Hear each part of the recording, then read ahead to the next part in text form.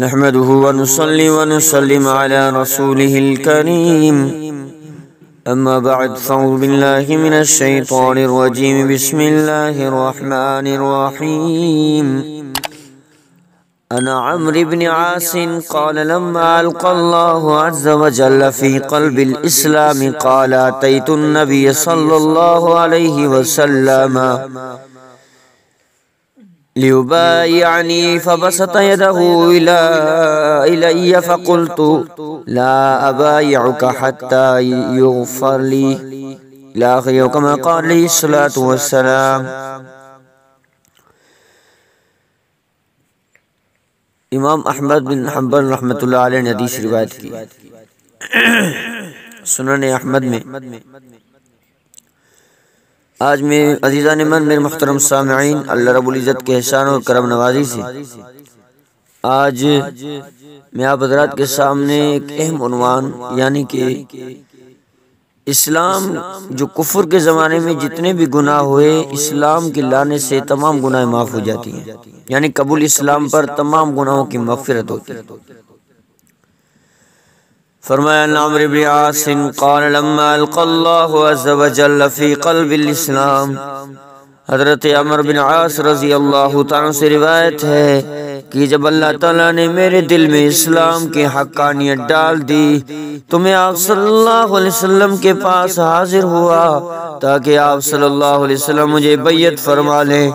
آپ صلی اللہ علیہ وسلم نے بیعت کے لیے اپنا ہاتھ میری طرف بڑھا دیا تو میں نے کہا قال فقال رسول اللہ صلی اللہ علیہ وسلم یا عمرو اما علمت ان الحجرۃ تجب ما قبلها من الذنوب، فرمایا نے کہا اس وقت تک آپ سے بیعت نہیں کروں گا جب تک کہ میرے سب پچھلے گناہ معاف نہ ہو۔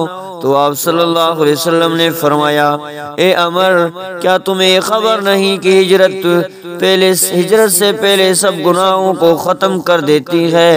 اے عمر کیا تم یہ نہیں جانتے کہ اسلام پہلے گناہوں کا تمام قصہ پاک کر دیتا ہے؟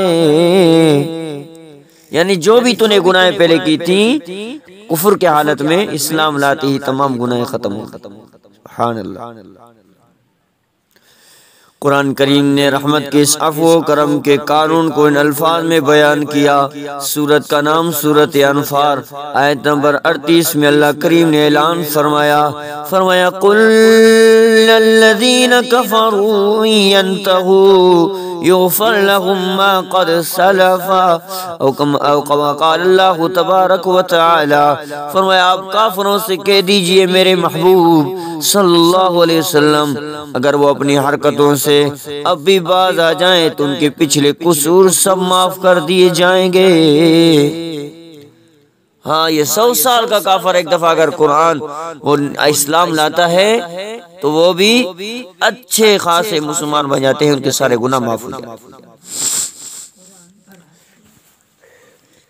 جو دین تمام ادیان کو ایک دین، تمام دینوں کو ایک دین اور سب ملتوں کو ایک ملت بنانے آیا تھا، اس کے لیے ضروری تھا کہ وہ تمام اہل ملل کی سب سے زیادہ مشترک خواہش کو پورا کرنے کی ضمانت دے۔